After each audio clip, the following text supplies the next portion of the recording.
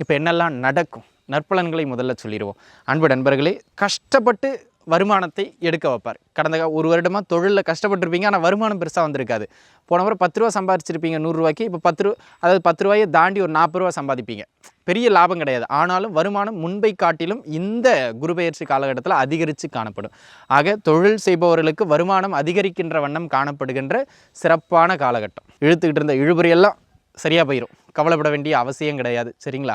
அந்த விதத்தில் எனது அருமை நண்பர்களே, குறிப்பாக பொருளாதார தொழில் அமைப்புகளில் ஒருபடி நகர்வு, ஒருபடி முன்னேற்றம் இந்த காலகட்டத்தில் நிச்சயமாக உண்டு. ஓம் நம சிவாய. தென்னாடுடைய சிவனே போற்றி, எந்நாட்டவர்க்கும் இறைவா போற்றி. எம் தொலைக்காட்சி அன்பர்கள் அனைவருக்கும் எனது அன்பான வணக்கங்கள். அன்பு நண்பர்களே, நேயர்களே, இந்த பதிவில் நாம் எதை பற்றி பார்க்க இருக்கின்றோம் என்றால், எதிர் வருகின்ற குரு பெயர்ச்சி பலன்கள் உங்களுடைய ஜென்ம ராசிக்கு எவ்வாறு அமைய இருக்கின்றது. கோச்சாரத்தின்படி பார்த்துக்கிட்டிங்கன்னா உங்களுக்கு எங்கெல்லாம் நல்லது நடக்குங்க. நம்ம என்ன பார்க்க போகிறோம்னா, எங்கெல்லாம் நல்லது நடக்கும், எங்கெல்லாம் நீங்கள் கொஞ்சம் கவனமாக இருக்கணும், கவனமாக இருக்கணுங்கிற இடங்களில் என்ன செய்து நீங்கள் கொஞ்சம் தற்காத்து கொள்ளலாம், இப்படிங்கிறத நம்ம பார்க்க போகிறோம். சரிங்களா? முதல்ல இந்த குரு பெயர்ச்சி எப்பொழுது நடக்கின்றது அப்படின்னு கேட்டிங்கன்னா, வருகின்ற மே மாதம் 2024ஆம் ஆண்டு மே மாதம் 1ஆம் தேதி அன்று தற்பொழுது எங்கே இருக்கார்? மேச ராசியில் குரு இருக்காருங்க. அவர் பெயர்ச்சி ஆகி ரிஷபராசிக்குள்ளே நகர்றாருங்க. ரிஷபராசிக்குள்ளே போயிட்டு இப்போ 12 ராசி நேயர்களுக்கும் பலாபலன்களை அவர் வழங்கப் போகின்றார். உங்களுடைய ராசிக்கு, ஏன்னா குரு ஒரு முழுமுதற் சுபக்கிரகம்ங்க. பொதுவாகவே குரு பெயர்ச்சி நடக்கின்ற பொழுது நன்மைகளின் அளவு சற்று அதிகமாக இருக்கும். உங்களுக்கு இந்த குரு பெயர்ச்சி எங்கெல்லாம் நன்மைகளை கொடுக்க இருக்கின்றது அப்படிங்கிறத நம்ம விரிவாக பார்க்கலாம். எங்கெல்லாம் நன்மைகள், எங்கு கவனமாக இருக்கணும், என்ன பரிகாரம், இதை தான் நம்ம பார்க்க போகிறோம். உங்களுடைய ராசிக்கு 2024ஆம் ஆண்டு குரு பெயர்ச்சி என்ன பலன்களை வழங்க இருக்கின்றது, வாருங்கள் பார்க்கலாம். கடகம், கடகராசி நேயர்களே, கடகத்தை பொறுத்த மட்டிலும் புனர்பூசம் 4ஆம் பாதம், பூச நட்சத்திரம் முழு நட்சத்திரம், அதனை அடுத்ததாக ஆயில்ய நட்சத்திரம் முழு நட்சத்திரம். இந்த நட்சத்திரங்களில் பிறந்தவங்க எல்லாருமே கடகராசிக்குள்ளே தாங்க வருவீங்க. பொதுவாகவே கடகம் பார்த்திங்கன்னா அன்பு நிறைந்த ராசிக்காரங்க, எதிலும் நிதானமானவர்கள், அனைவரையும் அரவணைத்து செல்லக்கூடிய குணம் மிக்கவர்கள், தாயுள்ளம் கொண்டவர்கள். இதெல்லாம் கடகத்தினுடைய இயல்பான ஒரு சில பண்புகள். உங்களுக்கு தெரியாததில்லை, இப்போ குரு பெயர்ச்சியில் பார்த்துக்கிட்டிங்கன்னா 10ஆம் இடத்திலிருந்து 11ஆம் இடத்திற்கு ரிஷபராசிக்குள்ளாக உங்கள் ஜென்ம ராசிக்கு 11ஆம் இடம் சொல்லக்கூடிய அற்புதமான இடத்துக்கு குரு வரார். கோச்சாரத்தில் இது 12 வருடங்களுக்கு ஒரு முறை தான் வரும். ஆனால் ஏற்கனவே அட்டமத்தில் சனி இருக்கார், அது சொல்கிற அளவுக்கு சிறப்பு கிடையாது. அந்த அஷ்டம சனியினுடைய தொந்தரவுகளை குறைக்கும் விதமாக இந்த குரு பெயர்ச்சி அமைகின்றதுங்க. அந்த விதத்தில் கடகராசினியர்கள் நான் ஓஹோன்னு சொல்ல முடியாது, ஆனால் பிரச்சனைகள் குறையும்னு தைரியமாக சொல்லலாம். சரிங்களா? கோச்சாரத்தின் அடிப்படையில் அந்த விதத்தில் பிரச்சனைகள் குறையிறதே கடகராசினியர்களுக்கு மிகப்பெரிய ஏற்றமாக நம்ம எடுத்துக்கிடணும். சரி, இப்போ என்னெல்லாம் நடக்கும், நற்பலன்களை முதல்ல சொல்லிடுவோம். அன்பு நண்பர்களே, திருமணம் ஆகாமல் ரொம்ப நாளாக முயற்சி செஞ்சுக்கிட்டு இருக்கேன், கல்யாணம்லாம் நடக்குமான்னு ரொம்ப கஷ்டப்பட்டுக்கிட்டு இருக்கேன், நான் ஒரு சந்தேகமாக வந்துருச்சு எனக்கு அப்படிங்கிற நண்பர்களுக்கு கூட திருமண அமைப்புகள் கைகூடி வருகின்ற நல்ல காலகட்டம். மறுமணத்திற்காக யாரெல்லாம் முயற்சிச்சுட்டு இருக்கீங்களோ அவங்களுக்கெல்லாம் அந்த மறுமண அமைப்புகள் கைகூடி வருகின்ற நல்ல காலகட்டம். அந்த விதத்தில் திருமணம், திருமணத்தின் மறுமணம் ரெண்டுத்துக்குமே சிறப்பான காலகட்டமாக இது அமைகின்றது. இரண்டாவதாக உத்தியோகத்தில் யாருக்கெல்லாம் கடுமையான மன அழுத்தம், ஏன்னா கடந்த காலங்களில் 10ஆம் இடத்துல அவர் இருந்தாருங்க குரு பகவான், அங்கேருந்து சனியின் பார்வையை வேற பெற்றுக்கிட்டு இருந்தாருங்க. ஒர்க்கில் ப்ரெஷர்னா ப்ரெஷர், இங்கே ஓடு அங்கே ஓடு, அதை பண்ணு இதை பண்ணு, எல்லா பிரச்சனைகளுக்குள்ளும் இருந்திருப்பீங்க. இந்த காலகட்டம் இப்பவும் பிரச்சனை இருக்கும், ப்ரெஷர் இருக்கும். அப்போ எப்படி அதை கையாளுறதுன்னு தெரிஞ்சிருக்காது. இப்போ கையாளுறதுக்கான யுக்திகள் உங்களுக்கு கிடச்சிரும். அதை வச்சு ஒர்க்கில் இருக்கிற ப்ரெஷர் நீங்கள் குறைச்சிருவீங்க, அதை கடந்து ஜெயிச்சிருவீங்க. தொழிலை பொறுத்த மட்டிலும் பார்த்தீங்கன்னு சொன்னால் அப்படியே ஒரு அழுத்தமான சூழ்நிலை. ஏன் 8ல் சனி இருக்கார், பொருளாதார ரீதியாக பெருசாக உயர அவர் விடமாட்டார். ஆனாலும் 11ல் இருக்கின்ற குரு பகவான் இப்போது கஷ்டப்பட்டு வருமானத்தை எடுக்க வைப்பார். கடந்த ஒரு வருடமாக தொழிலில் கஷ்டப்பட்டுருப்பீங்க, ஆனால் வருமானம் பெருசாக வந்திருக்காது. போன முறை 10 ரூபா சம்பாதிச்சிருப்பீங்க 100 ரூபாய்க்கு, இப்போ 10 ரூபா, அதாவது 10 ரூபாயை தாண்டி ஒரு 40 ரூபா சம்பாதிப்பீங்க. பெரிய லாபம் கிடையாது, ஆனாலும் வருமானம் முன்பை காட்டிலும் இந்த குரு பெயர்ச்சி காலகட்டத்தில் அதிகரித்து காணப்படும். ஆக தொழில் செய்பவர்களுக்கு வருமானம் அதிகரிக்கின்ற வண்ணம் காணப்படுகின்ற சிறப்பான காலகட்டம். அந்த விதத்தில் மேன்மையான ஒரு அமைப்பு. அதனை அடுத்ததாக உத்தியோகத்தில் இவ்வளவு நாள் ஒரு பெருசாக நகர்வே இல்லைங்க, பொருளாதார ரீதியாக உயர்வே இல்லைங்க. சேலரி இன்க்ரிமெண்ட் கிடைக்கக்கூடிய காலகட்டம், அல்லது உத்தியோகத்தில் ப்ரமோஷன்ஸ் கிடைக்கக்கூடிய காலகட்டம். அந்த விதத்தில் இது ஒரு மிக சிறப்பான மேன்மை நண்பர்களே கடகராசி நேயர்களுக்கு. அதனை அடுத்ததாக பார்த்தீங்கன்னா கடன் தொந்தரவு நீடிக்கும், ஆனால் கடந்த வருடம் பெற்ற துன்பத்தை இந்த வருடம் அடைய மாட்டீங்க. கடந்த ஓராண்டு காலமாக துன்பம் கொஞ்சம் கூடுதலாக இருந்திருக்கும். இந்த காலகட்டத்தில் கடகராசி நேயர்களுக்கு கடனை கட்டுப்படுத்துகின்ற ஒரு ஆற்றல் கிடச்சிரும், அந்தளவுக்கு பண வரவு கிடச்சிரும். அந்த விதத்தில் கடன் தொந்தரவுகள் மடமடன் குறையும். உடல்நல ரீதியாக பிரச்சனை இருந்துக்கிட்டே இருக்கும்.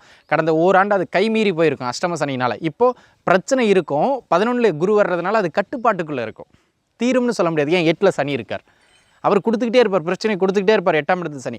ஆனால் இந்த குரு என்ன பண்ணுவாருங்க, அதை வர்ற எதிரியெல்லாம் அடிச்சடிச்சு விரட்டிக்கிட்டே இருப்பார். ஆக நோய் பிரச்சனை கண்ட்ரோலில் இருக்கும், பணப்பிரச்சனை கண்ட்ரோலில் இருக்கும், எதிரி தொந்தரவுகள் கண்ட்ரோலில் இருக்கும், குடும்ப பிரச்சனை கண்ட்ரோலில் இருக்குது. எல்லா பிரச்சனையும் இருக்கும் அஷ்டம சனினால். ஆனால் அது எல்லாத்தையும் கட்டுப்படுத்துகிற வேலையை குரு பார்த்துக்கிட்டே இருப்பார். நீங்கள் பயப்பட வேண்டாம். அந்த விதத்தில் கல்யாணம் ஆயிரும், குழந்தை பிறந்துடும். குழந்தைக்கு இது சிறப்பான காலகட்டம். புத்திரபாக்கியம் இல்லாமல் தாமதம் அடைந்து கொண்டிருந்த நண்பர்களுக்கெல்லாம் இந்த காலகட்டத்தில் புத்திரபாக்கியம் உண்டு. அதை பற்றி பெரிதாக நீங்கள் கவலைப்பட வேண்டிய அவசியம் இல்லை. புத்திரபாக்கியத்திற்கான ஒரு அற்புதமான காலமாக இது கடகராசி நேயர்களுக்கு அமையப்பெறுகின்றது. காதலெல்லாம் வெற்றிகளை கொடுக்கின்ற ஒரு நல்ல காலகட்டமாக, காதலில் அப்படி இப்படியும் இழுத்துக்கிட்டு இருந்த இழுபறியெல்லாம் சரியாக போயிடும். கவலைப்பட வேண்டிய அவசியம் கிடையாது. சரிங்களா? அந்த விதத்தில் எனது அருமை நண்பர்களே, குறிப்பாக பொருளாதார தொழில் அமைப்புகளில் ஒருபடி நகர்வு, ஒருபடி முன்னேற்றம் இந்த காலகட்டத்தில் நிச்சயமாக உண்டு. படிக்கின்ற பிள்ளைகள்லாம் பார்த்திங்கன்னா அப்படியே ஒரு கடுமையான மன அழுத்தம், கடுமையான சோம்பல், படிப்பில் கொஞ்சம் ஆர்வம் குறைந்து படிப்பை விட்டு அப்படியே கொஞ்சம் விலகின மாதிரி இருந்திருப்பீங்க கடந்த 1-1.25 வருடமாக. இப்போது அந்த விளக்கம்லாம் குறைஞ்சிரும். ஓரளவு படிப்பில் நல்ல நகர ஆரம்பிச்சிருவீங்க. திருப்திகரமாக என்னால் சொல்ல முடியல. அஷ்டம சனி நடக்கிறதுனால அவர் வேலையை அவர் காட்ட தான் செய்வார். ஆனால் 11ல் இருக்கிற குரு வந்து பார்த்திங்கன்னா 4 நாள் புக் எடுக்கலாம், மீதம் இருக்கிற 3 நாளையாவது புக் எடுக்க வச்சு பாஸ் பண்ண வச்சுருவார். கவலைப்படாதீங்க. சரிங்களா? அந்த விதத்தில் படிப்பில் ஒரு நகர்த்திடுவார். பயப்பட வேண்டாம். அந்த விதத்தில் அன்பு நண்பர்களே, கடன் குறையும், ஆரோக்கியம் மேம்படுகின்ற காலகட்டம், இந்த பிரச்சனைகள் எல்லாம் கட்டுக்குள்ளே வருகின்ற காலகட்டம், திருமணமும் புத்திரபாக்கியமும் இயல்பாக கிடைக்கிற காலகட்டம். வேலை கிடைக்கும், தாராளமாக முயற்சிங்க. உத்தியோகத்தில் இடமாற்றத்தை ஏற்படுத்தணும்னு நினச்சிக்கிட்டு இருந்தவங்களுக்கெல்லாம் இடமாற்றங்கள் கிடைக்கும். யாரெல்லாம் வீடு மாற்றணும்னு நினச்சிக்கிட்டீங்களோ அவங்களுக்கெல்லாம் வீடு மாற்றம் ஏற்படும். தாராளமாக நீங்கள் முயற்சிக்கிறதுல தப்பே கிடையாது.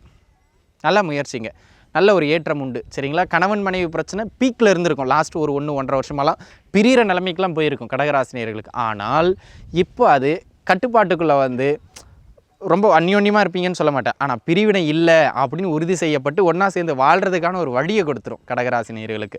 ஆக அன்பு நண்பர்களே, கடகத்தை பொறுத்த மட்டிலும் 11ல் குரு இருந்தாலும் மனப்பூர்வமாக என்னால் எல்லாவற்றிலும் முழுமையாக நன்மையை சொல்ல முடியல, ஏன்னா அட்டமத்து சனியினால். ஆனால் முழுமையாக கெடுதலும் சொல்ல முடியல, ஏன் 11ல் குரு இருக்கிறதுனால. ஆக நன்மையும் தீமையும் கலந்த வண்ணமே இருக்கும். எல்லாவற்றிலும் வெற்றிகள் ஒன்று, கொஞ்சம் கூடுதல் முயற்சி தேவை. சரிங்களா? இப்போ எங்கெல்லாம் கவனமாக இருக்கணும் அதை பார்த்துருவோம்.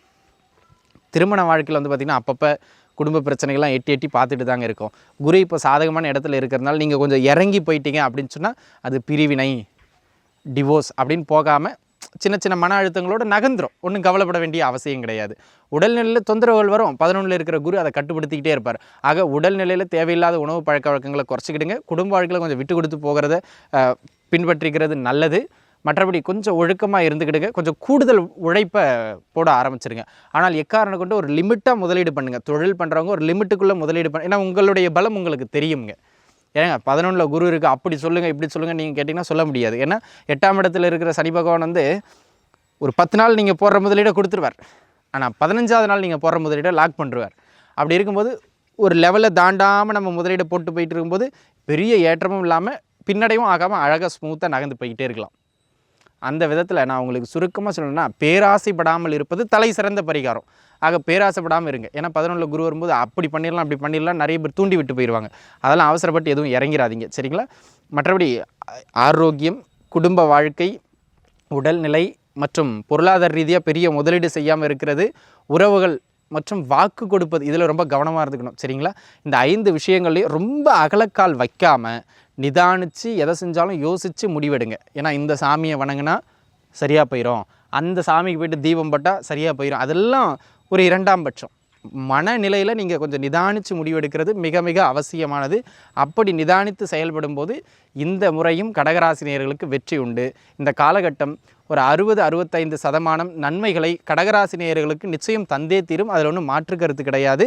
அனைத்து கடகராசினியர்களும் நன்றாகவே இருப்பீர்கள். வாழ்த்துக்கள். நன்றி.